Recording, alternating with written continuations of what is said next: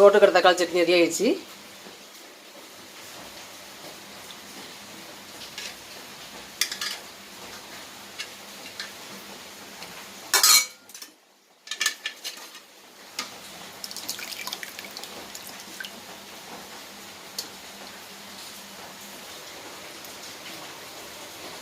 இந்த தக்காளி சட்னிக்கு ரோட்டோர தட்டுக்கடை தக்காளி சட்னிக்கு சுட சுட இட்லி சாப்பிடணும். டேஸ்ட் அருமையாக இருக்கும். அதுலேயும் இந்த மாதிரி தண்ணியாக வச்சு